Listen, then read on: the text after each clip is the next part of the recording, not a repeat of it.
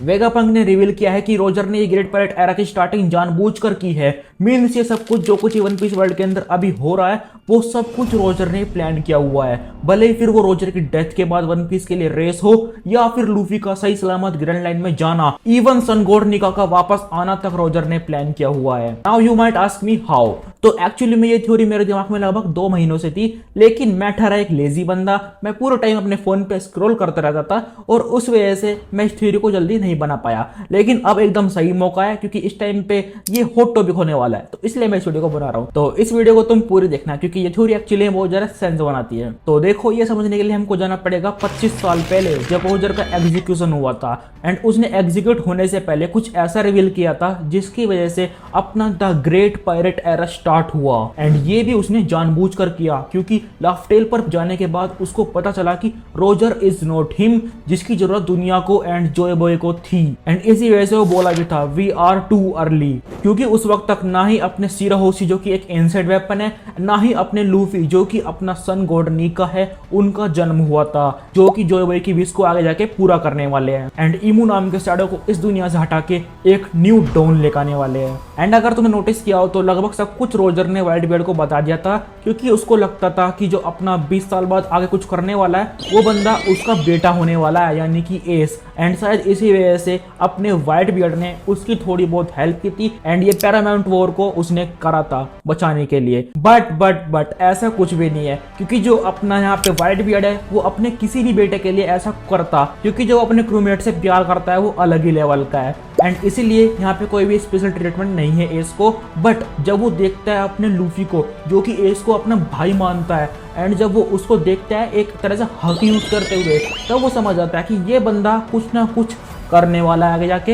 And इसलिए वो मरने से पहले अपने क्रूमेट्स को बोल देता है कि जाओ और जाके इसकी हेल्प करो, इसको बचाओ। एंड उसने ऐसा क्यों किया? क्योंकि वो साफ साफ देख सकता था जिस बंदे का इंतजार कर रहा था अपना रोजर और जिसके बारे में बात कर रहा था जो 20 साल बाद आने वाला है, वो बंदा और कोई नहीं बल्कि अपना लूफी है। उसने ये चीज को देख लिया था और इसी वजह से उसने मरते मरते कुछ ऐसा किया जिसकी वजह से अपनी जो वन पीस की रेस है वो थोड़ी सी और ज्यादा बढ़ गई। और अगर तुमने नोटिस किया हो तो लूफी की हेल्प लगभग सभी मेजर रोजर पायरेट्स कर रहे हैं। अब भले ही वो बगी हो, क्रोकस हो या फिर रेले या सीधा अपना सैंक्स। अब सैंक्स के बारे में देखो मैं तुमको बताने वाला हूँ क्योंकि वो बहुत ज्यादा मेजर रोल प्ले करता है। एंड जो उसका रोल है वो आगे भी जाके बहुत ज्यादा मेजर होने वाला है क्योंकि वो बंदा आगे जाके कुछ ऐसा करने वाला है जो कि सबको हिला देगा। तो सबसे पहले बात करते हैं बगी के बारे में, जिस बंदे ने लूफी की मदद शुरू से की थी उसको दिखाने के लिए जो पायरेट वर्ल्ड है वो कितनी ज्यादा क्रूल है। बट जो अपने बगी ने हेल्प की थी वो कुछ भी ऐसे नहीं करी थी कि उसका कोई इंटेंशनल था, बल्कि उसने जाने अनजाने में लूफी की ऐसे मदद करी जिसकी वजह से अपना लूफी यहाँ तक कि जो पैरामाउंट वॉर के अंदर ही उसने लगभग एस को बचा ही लिया था।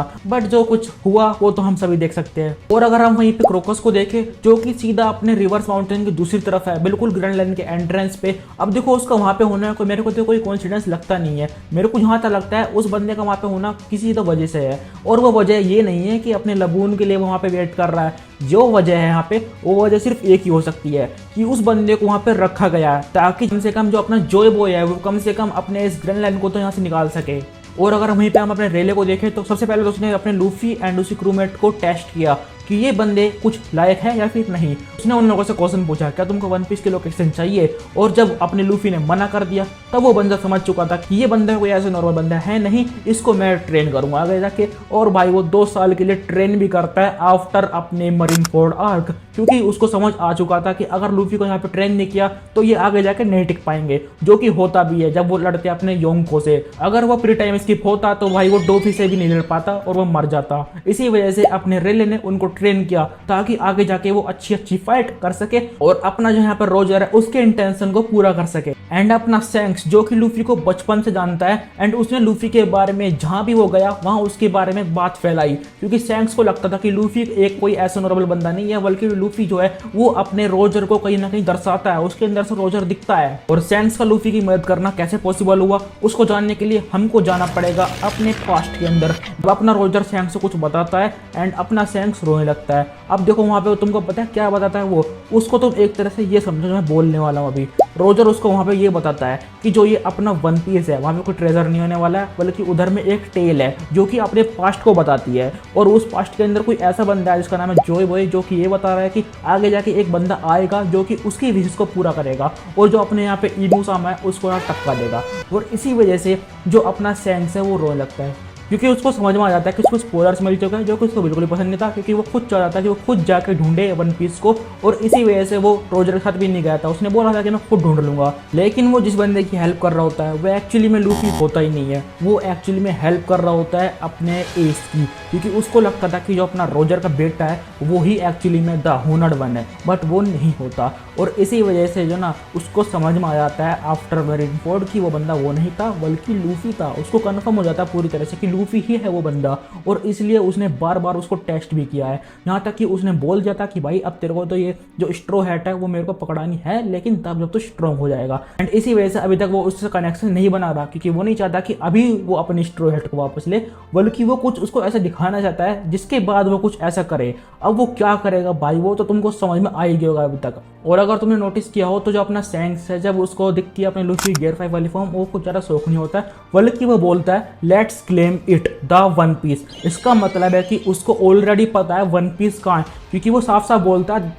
लेट्स क्लेम इट, ना कि वो बोलता है कि लेट्स फाइंड इट। इसका मतलब उसको लोकेशन पता है। और इस बात का एक सबूत हम पे ये भी है कि जब अपने किड से वो लड़ता है तो वो उनके लोड पोने के लिफ्ट को नहीं लेता है, बल्कि वो वहाँ से शिप से निकल लेता है बिना उनके, क्योंकि उसको ऑलरेडी लोकेशन पता है। उसका जो काम था यहाँ पे मेन, वो सिर्फ अपने जो फालतू का यहाँ पे कॉम्पिटिशन बढ़ रहा है उसको खत्म करना था, और उसने वो कर भी दिया। एंड अब लगे हाथ रोजर की लाफ के बारे में बात कर लेते हैं कि आखिर वो क्यों हंसा था अपने यहाँ पे वन पीस को देख के या फिर बोल लाफ टेल को देख के। क्योंकि जैसे कि हमको नाम ही दिख रहा है उसका लाफ टेल, वो नाम उसने खुद रखा था इस टेल को पढ़ने के बाद। अब वो टेल किस चीज के बारे में थी, वो थी अपने पास्ट के बारे में, अपने जोय बॉय के बारे में। उसने यहाँ पे अपने पास्ट के सीक्रेट्स या फिर बोलो जो वर्ल्ड के सीक्रेट्स है वो बोल रखे थे, और उन्हीं को देख के वो लोग हंसने लगे। और यहाँ पे रोजर बोलता भी है काश जोय बॉय मैं भी तेरे टाइम पे रह पाता। और इसी वजह से जो अपना रोजर है यहाँ पे हंसने लगता है, क्योंकि वो समझ में आ जाता है कि भाई उसके बस के कुछ नहीं है, वो यहाँ पे कुछ नहीं है, वो सिर्फ एक साइड कैरेक्टर है। और इसी वजह से भाई वो सभी लोग हंसने लगते हैं, क्योंकि वो कुछ ज़्यादा जल्दी आ गए थे यहाँ पे। तो गाइस ये वीडियो यहाँ पे खत्म होती है। आई डोंट नो कैसी बनी होगी वीडियो, क्योंकि देखो